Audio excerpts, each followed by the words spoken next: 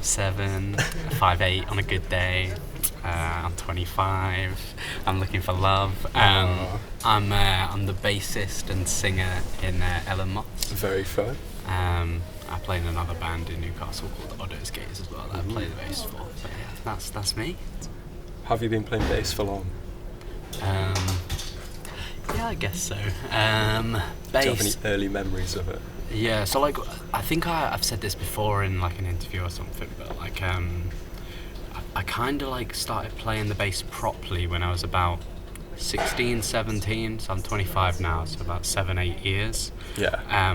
Which I guess is or isn't a long time, but like I started learning guitar when I was 8, so technically that is quite a long time. It is quite a long time. But like, yeah, it depends what you mean by like learning, because when you're a kid, usually what happens is you have like music lessons for, I don't know, a year or two, and then you don't pick up the instrument for ages. But I really got into like playing the bass, when I was like 16, 17. Where did you guys meet? If you should put Grindr. So I think that's basically it. Facebook Marketplace or whatever is the exact same thing. So Lewis put out a Facebook ad being like, I want to start a band, and I think it was him and a friend of his from his course who used to be in a band called Ryan, who was our rhythm guitarist, and he had like, I think they decided like, they wanted to do something, the two of them, but they wanted to make it a band. Yeah. So Lewis put this ad out and was like, can anybody play bass or drums? And at least on my end, I saw the ad whilst I was drunk one night in Freshers, it's like 2016, and was like, I can play the bass and I can play drums. So I messaged Lewis being like, I can do either, take your pick, like I'm happy to get involved. And he'd found a drummer who was our old drummer, Rapnu, who's a much better drummer than I am, so I'm glad that I ended up playing bass. So he was like, we found a drummer, and so I was like, yeah, I'll be a bassist. And then we went to Nemix, which I was in Nemix the other day. Yeah, which is in very it's close. Just up from college. Yeah. St James's Boulevard.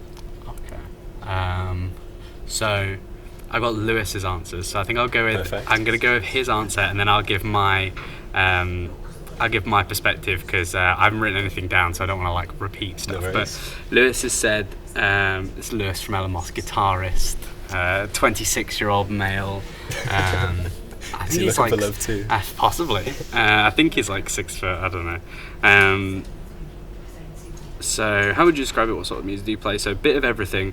Defo punk by ethos, lots of emo and shoegaze influence, lots of folky things too, but it's nice to not be one thing. We tend to call it ambient punk. Lewis has put, personally, I'm a punky boy. So everything I do is politically and emotionally driven, meaning I make really personal music, and I definitely think Jeff Rosenstock is a big role model for that. In terms of the DIY ethos, obviously classic examples like Discord Records, but I started listening to lo-fi bands like Teen Suicide early on, and that was very inspiring. So, I mean, some of those, like I very much prescribe to like the idea of putting your emotion in music and stuff, and certainly like I didn't really get onto Jeff Rosenstock till like Lewis had showed me him, but definitely I prescribe to like that idea, you know, of like bottom the music industry and stuff like that, of you have, you know, this like big capitalism like driven music industry, which is totally about like, well, hopefully it's developing, but like the whole idea is like rip the soul out of everything and market it, and we're very much against that, and being able to like, for me, like music's an art, and I think art should be for everyone. I did read these beforehand, but I forgot what you wrote. So you put, anarchism is the order of the day. A lot of what I write is based around destigmatizing anarchism. We live in a society that has been We live in a society that has been misled into thinking anarchism is about chaos and violence, when in reality it's about love and compassion, being sufficient for us to run a society without a power structure to exploit us.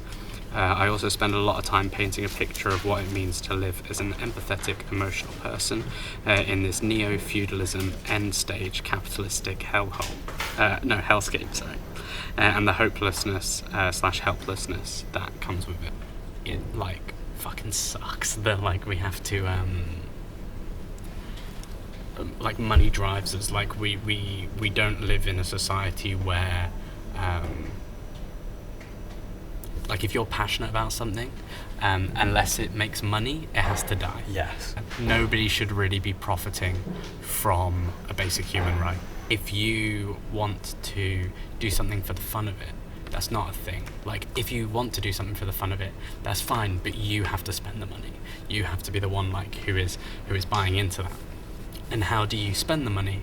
Well, you have to have the money. And how do you have the money? You have to sell yourself. And then you sell yourself to what? Well, that depends. You know, some people are fortunate enough that they are in a place where they're not exploited. But we live in capitalism, so most people are exploited. Yeah. You know, a very small minority of people get all the money, and they exploit others to get that money. And I think that's just, like, yeah, inherently unbalanced. Yeah.